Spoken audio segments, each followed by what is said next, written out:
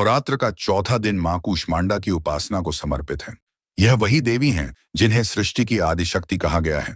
इनके बिना न ब्रह्मांड की कल्पना की जा सकती है और न ही जीवन की।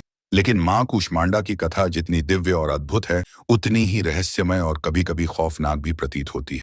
आज हम आपको लेकर चलेंगे समय के उस दौर में, जब न सूर्य था, न चंद्रमा, न धरती, न आकाश, बस एक अनंत अंधकार था। कल्पना कीजिए उस समय की, जब न कोई दिन था और न रात, जब न समय की गति थी और न ही जीवन का कोई अंश। चारों ओर बस एक गहरा भयानक सन्नाटा था।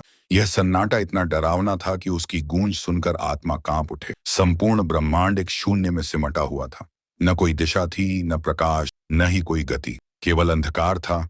और उस अंधकार का भार इतना भयानक कि उसकी छाया भी नजर न आती थी। ऋषि मुनियों ने इस समय को महाशून्य काल कहा है। इस महाशून्य में न स्वर था, न गंध, न ही कोई स्पर्श। बस ऐसा लगता था मानो ब्रह्मांड किसी खाई में कैद हो गया हो और वहां से बाहर निकलना असंभव है। इसी अंधकारमय शून्य में एक दिन प्रकट हुई एक तेजस्विनी शक्ति। उनका रूप इतना अद्भुत था कि अंधकार स्वयं कांप उठा। उनके प्रकट होते ही वातावरण में एक हल्की सी रोशनी चमकी। वह देवी थी मां कूष्मांडा। कूष्मांडा शब्द का अर्थ ही है कु यानी थोड़ा, ऊष्मा यानी ऊर्जा और अंड यानी ब्रह्मांडीय अंड। अर्थात वह देवी जिन्होंने थोड़ी सी मुस्कान और ऊर्जा से संपूर्ण ब्रह्मांडीय अंड की रचना कर दी।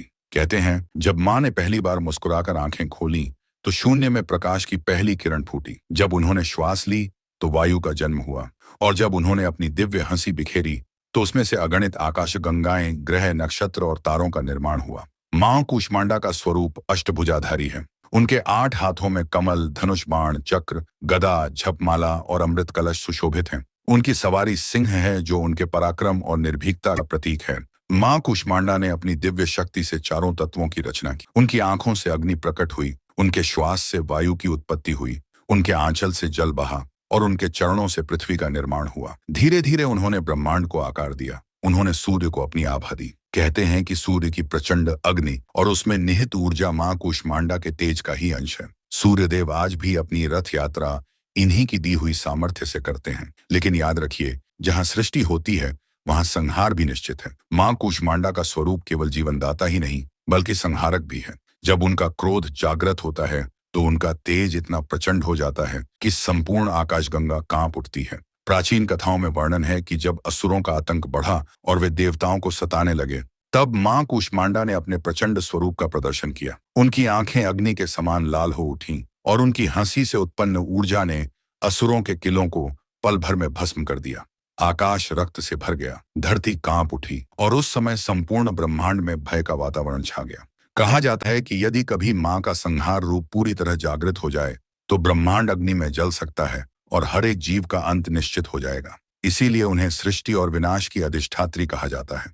नवरात्र के चौथे दिन मां कूष्मांडा की उपासना करने का विशेष महत्व है। भक्त जब सच्चे मन से इनकी पूजा करता है तो उसके जीवन का अंधकार मिट जाता है और उसमें नई ऊर्जा का संचार होता है। मां अपने भक्तों को तेज, दीर्घायु, धन और आरोग्य प्रदान करती हैं। कहते हैं मां कूष्मांडा के पूजन से साधक को अलौकिक सिद्धियां भी प्राप्त होती हैं। तंत्र साधक प्राचीन काल में इन्हीं की साधना करके अद्भुत शक्तियों के स्वामी बने। लेकिन सावधान, यह साधना अत्यंत कठिन और खतरनाक है। यदि साधक के मन में जरा भी छल या बुरी भावना हो तो मां का प्रचंड रूप उसके जीवन का अंत कर देता है। मां कूष्मांडा की कथा हमें यह सिखाती है कि सृष्टि और विनाश एक ही शक्ति के दो पहलू हैं। जहां सृजन है वहां विनाश भी है। उनकी मुस्कान जीवन की शुरुआत है और उनका क्रोध जीवन का अंत। नवरात्र के चौथे दिन जब आप मां की आराधना करते हैं तो याद रखिए कि यह वही शक्ति है जिन्होंने अंधकारमय शून्य में प्रकाश फैलाया था। वही शक्ति आज भी आपके जीवन से अंधकार मिटाकर उसमें आशा और विश्वास भर सकती है। मां कूष्मांडा केवल एक देवी नहीं